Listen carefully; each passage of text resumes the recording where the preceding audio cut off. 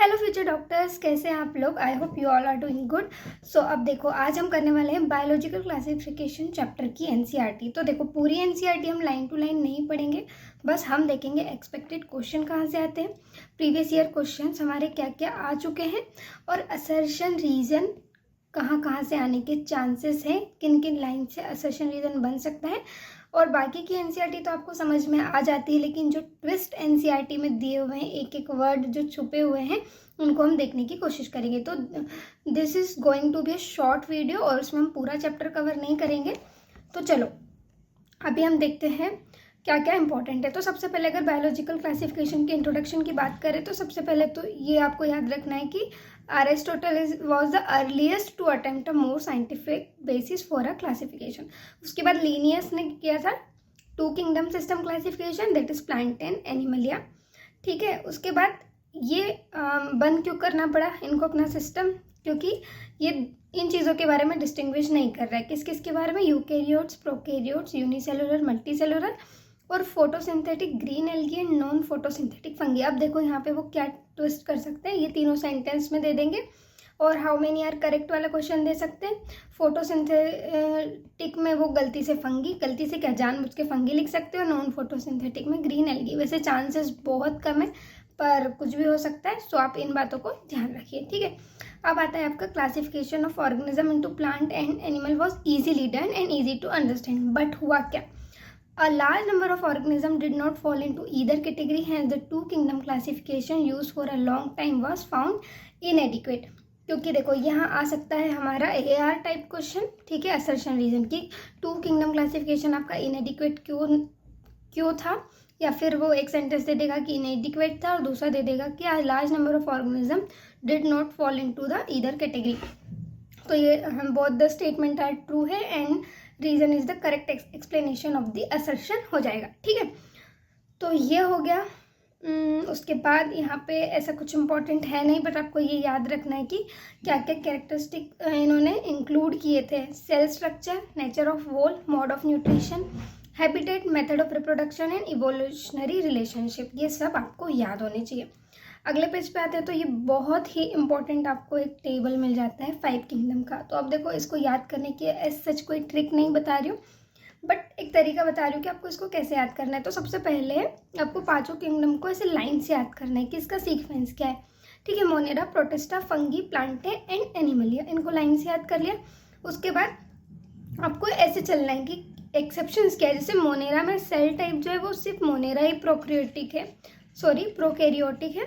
उसके बाद जो सेल वॉल है वो एनिमलिया में ही एब्सेंट होती है, और न्यूक्लियर मेम्ब्रेन है वो मोनेरा में ही एब्सेंट होती है। तो 3 चीज़ें तो आप ये याद कर लेंगे। ठीक है, उसके बाद देखो, अगर बॉडी ऑर्गेनाइजेशन की बात करें तो हम ऐसे आगे बढ़ते जाएंगे। सेलुलर, फिर सेलुलर से मल्टी सेलुलर, फिर टिश्यू ऑर्गन या टिश्यू ऑर्गन या ऑर्गन सिस्टम। तो ये ऐसे एक के बाद एक बढ़ता जाएगा। ठीक है, उसके बाद अगर सेल वॉल में है तो आपको याद ही होता है कि प्लांट सेल वॉल तो सेलुलोज की होती है और फंगी की काइटिन होती है, बाकी ह्यूमोनेरा की नॉन सेलुलोजिक होती है, आपको याद रखना है। ठीक है, उसके बाद आता है हमारा RH व्हिटाकर सिस्टम। तो आपको साइंटिस्ट का नाम याद रखना है, ईयर याद रखना है, ये बहुत इंपॉर्टेंट है, पूछा जा सकता है। उसके बाद क्लासिफिकेशन किस किस बेसिस पे हुआ था, क्राइटेरिया फॉर क्लासिफिकेशन क्या था। अगेन ये है अपना cell structure, body organisation, mode of nutrition, reproduction and phylogenetic relationship. इनको एज इट इज आप रट लीजिए। ठीक है, ये ट्रिपल स्टार क्वेश्चन है एकदम। फिर देखो, जो 3 डोमेन सिस्टम था उसमें क्या था कि मोनेरा को 2 डोमेन में रखा था, बाकी यूकैरियोटिक किंगडम्स को। ठीक है, वर्ड यूकैरियोटिक याद रखना चाहिए, ऐसा का ऐसा सेम लिख देगा और यूकैरियोटिक की जगह प्रोकैरियोटिक लिख देगा और आप सही टिक कर देंगे उसको। ठीक है, यूकैरियोटिक पे आपको सर्कल कर लेना है। तो इसको हम बोलते थे 3 डोमेन एंड 6 किंगडम क्लासिफिकेशन। उसके बाद क्या याद रखना है कि पहले प्लांट किंगडम के अंदर इन सारी चीज़ों को रख दिया गया था, तो उससे हमको क्या है कि इनमें अलग अलग इनके फीचर्स अलग थे, इनके कैरेक्टरिस्टिक्स अलग थे, फिर भी इनको सेम किंगडम में रख दिया था। तो आप कैसे याद करेंगे, फीचर वाइज, जैसे प्रोकैरियोटिक एंड यूकैरियोटिक। तो उसका एग्जाम्पल आप याद कर लेंगे कि प्रोकैरियोटिक बैक्टीरिया और ब्लू ग्रीन एल्गी को हम अदर ग्रुप के साथ रख रहे थे जो कि यूकैरियोटिक थे। उसके बाद आपको याद रखना है यूनिसेलुलर एंड मल्टीसेलुलर। तो उसमें यूनिसेलुलर में हमारा क्लेमाइडोमोनास था और स्पाइरोगायरा मल्टीसेलुलर था, स्टिल दोनों सेम ग्रुप में थे। उसके बाद आपको ऑटोट्रॉफ्स और हेटेरोट्रॉफ्स याद रखना है, जैसे कि ऑटोट्रॉफिक ग्रीन प्लांट्स और हेटेरोट्रॉफिक फंगी को सेम ग्रुप में रख दिया था जब प्लांट किंगडम में इन सबको रखा था। उसके बाद सेल वॉल का भी आपको ध्यान रखना है, जैसे कि इनके कैरेक्टरिस्टिक डिफरेंस थे सेल वॉल कंपोजिशन में। जैसे कि फंगी में काइटिन है जो कि टेबल में आपको दिया हुआ है, तो टेबल से भी याद करना है, यहाँ से भी याद रखना है। और ग्रीन प्लांट में है सेलुलोसिक सेल वॉल। उसके बाद सेपरेट किंगडम बना दी गई हमारी फंगी की, इन सारी चीज़ों को कंसिडर करते हुए, ठीक है। उसके बाद देखो all prokaryotic organism were group together under kingdom Monera. मतलब ये आपको एकदम याद कर लेना कि प्रोकैरियोट है मतलब मोनेरा में है, ठीक है। उसके बाद एक चीज़ उन्होंने बोली है यूनिसेलुलर यूकैरियोटिक, मतलब यूकैरियोटिक है बट यूनिसेलुलर। तो all unicellular eukaryotic organism were placed in the kingdom protista, ठीक है। तो अब देखो इससे क्या हुआ, किंगडम प्रोटिस्टा बनने से क्या हुआ, जो क्लेमाइडोमोनास और क्लोरेला है जो कि पहले तो है ना प्लांट किंगडम में थे जिनके पास सेल वॉल थी, और दूसरे हैं पैरामीशियम और अमीबा जो कि पहले एनिमल किंगडम में थे और उनके पास सेल वॉल नहीं थी। अब वो एक साथ आ गए, ठीक है। पहले ये प्लांट किंगडम में थे और ये एनिमल किंगडम में थे। तो हमने एक देखा था कि कहाँ कहाँ अलग चीज़ें आ रही है, एक सेल वॉल की वजह से। तो इनके पास सेल वॉल थी और इनके पास नहीं थी, पर अब ये साथ में आ गए हैं प्रोटिस्टा में। which in earlier classification were placed in different kingdom, ठीक है। तो this happened because the criteria of classification change, और ये अब फ्यूचर में भी criteria of classification चेंज होता रहेगा जैसे जैसे हमारी समझ बढ़ती रहेगी। और क्लासिफिकेशन हम किस किस बेसिस पे करते हैं, मॉर्फोलॉजिकल, फिजियोलॉजिकल, रिप्रोडक्टिव सिमिलरिटीज़ पे तो करते ही हैं, बट फाइलोजेनेटिक मतलब इवोल्यूशनरी रिलेशनशिप में भी उनको देखते हैं। अब बात आती है हमारी किंगडम मोनेरा की। तो देखो बैक्टीरिया इसका सोल मेंबर है और ये मोस्ट अबेंडेंट माइक्रो ऑर्गेनिज्म है। जो बैक्टीरिया वायरस ये जितने भी माइक्रो ऑर्गेनिज्म होते हैं उनमें से मोस्ट अबेंडेंट बैक्टीरिया है, ठीक है। ये बहुत सारी जगहों पे ऐसी ऐसी हैबिटेट्स में रह सकता है जहाँ पे और कोई नहीं रह पाता। उसके बाद देखो बेस्ड ऑन द शेप, अब ये याद रखना कि शेप पे क्लासीफाई किया है। यहाँ पे वो साइज लिख के दे देगा तो वो सही नहीं होगा, ये ना धीरे ऐसी छोटे छोटे वर्ड्स पे हम ध्यान नहीं देते हैं और गलती कर देते हैं, क्योंकि आजकल पेपर ऐसे ही बनने लगा है एकदम प्योर एनसीईआरटी से और छोटी छोटी चीज़ों को देख के। तो देखो रोड शेप होंगे तो उनको बैसिलस बोलेंगे, स्फेरिकल होंगे तो कोकस बोलेंगे, कोमा होंगे तो विब्रियम बोलेंगे, और ये स्पाइरल शेप होंगे तो स्पिरिलम बोलेंगे। तो ये सारे उनके डायग्राम भी दिए हुए हैं, आप देख सकते हैं। अब देखो बैक्टीरिया के बारे में एक और चीज़ दी हुई है, bacteria as a group show the most extensive metabolic diversity. तो एक अकेला बैक्टीरिया मेटाबॉलिक डाइवर्सिटी नहीं शो करता। मेटाबॉलिक डाइवर्सिटी मतलब अंदर जो प्रोसेस हो रही है, केमिकल प्रोसेस, बायोकेमिकल प्रोसेस, उनमें अलग अलग टाइप की प्रोसेस होती रहती है।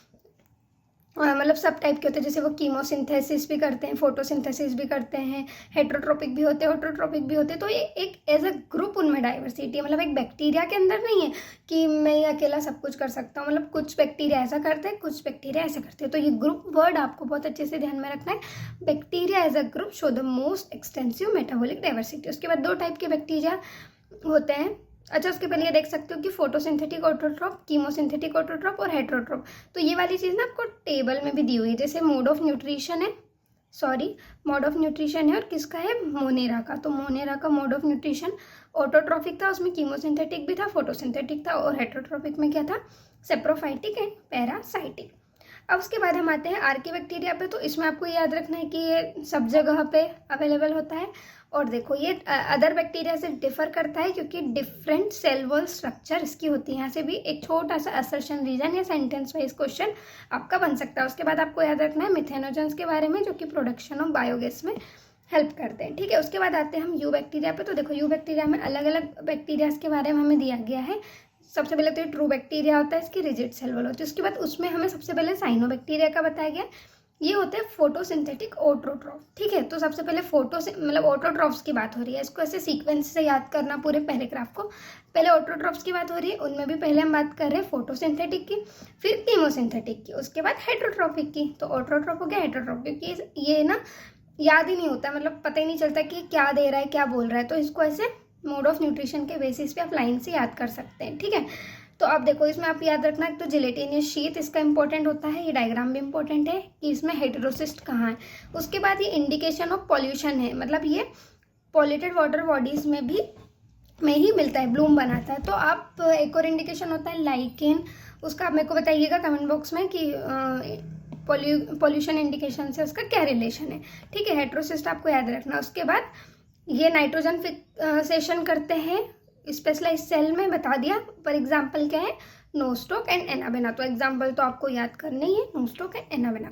उसके बाद हमारा आता है कीमोसिंथेटिक ऑटोट्रोप्स। तो ये क्या करते हैं, इनका मेन वो है recycling of nutrients like nitrogen, phosphorus and iron, और उसको उनका क्या करते हैं, ये नाइट्रेट्स, नाइट्रस और अमोनिया को क्या ऑक्सीडाइज कर देते हैं फॉर द एटीपी प्रोडक्शन, और जिसको एज अ एनर्जी ये लोग यूज़ करते हैं। फिर अगर हेटरोट्रॉपिक की बात आती है तो ये इंपॉर्टेंट डीकम्पोजर है, और हमारे यहाँ पे कर्ड बनाने में, एंटीबायोटिक्स बनाने में और नाइट्रोजन फिक्स करने में भी लिग्यूम में काम आते हैं। तो अगर हम यू बैक्टीरिया की बात करें तो इनके नॉर्मल फंक्शन क्या क्या हो गए कि पॉल्यूशन इंडिकेटर है, उसके बाद न्यूट्रिएंट रिसाइकलिंग करते हैं, डीकम्पोजर है, नाइट्रोजन फिक्सेशन कर रहे हैं, एंटीबायोटिक के प्रोडक्शन, नाइट्रोजन फिक्सेशन और मेकिंग कर्ड। उसके बाद कुछ पैथोजेनिक होते हैं, मतलब बीमारी कॉज करते हैं। तो आपने सीसीटीवी सुना होगा, लेकिन यहाँ पर उसको कर देना सीसीटीटी। 4 कौन सी बीमारियाँ करते हैं, cholera, citrus canker, typhoid and tetanus, ठीक है। उसके बाद रिप्रोडक्शन की बात आए तो फ्यूजन से करते हैं, ठीक है। ये जैसे फ्यूजन हो रहा है बैक्टीरिया में, किसी किसी कंडीशन में स्पोर भी प्रोड्यूस करते हैं। और एक मेन इंपॉर्टेंट है ये लाइन जो हम भूल जाते हैं या छोड़ देते हैं, primitive type of DNA transfer from one bacteria to another, मतलब एक बैक्टीरिया से दूसरे बैक्टीरिया में ये क्या करते हैं, डीएनए ट्रांसफर कर देते हैं। आप एमबीबीएस सेकेंड ईयर में आके पढ़ेंगे माइक्रोबायोलॉजी में, ठीक है। उसके बाद माइकोप्लाज्मा, जिसमें नीट 2017 में क्वेश्चन आ चुका है। देखो क्वेश्चन देखो, smallest living cell without a definite cell wall, pathogenic to plant as well as animal and can survive without oxygen. सारा का सारा यही लिखा है, बस ये आपको बताना था। माइकोप्लाज्मा देखो सेल वॉल नहीं है, स्मॉलेस्ट है, विदाउट ऑक्सीजन सर्वाइव कर सकता है, और pathogenic to animal and plants है। तो ये नीट 2017 का क्वेश्चन है, इसको आप ध्यान में रखिएगा, रिपीट भी हो सकता है, ठीक है। तो आज हमने किंगडम मोनेरा के बारे में पढ़ लिया है, समझ लिया है कि एनसीईआरटी क्या क्या समझाना चाह रही है। खैर इसमें इतने ज़्यादा क्वेश्चन अभी तक आए नहीं हैं, बट आने के चांसेस बहुत ज़्यादा हैं। तो अगले वीडियो में हम पढ़ेंगे किंगडम प्रोटिस्टा। अगर आपको ये वीडियो अच्छा लगा है तो लाइक कीजिए, अपने फ्रेंड्स को शेयर कीजिए, एंड हाँ, कमेंट करके अपना फीडबैक ज़रूर दीजिएगा कि आपको वीडियो कैसा लगा। Thank you.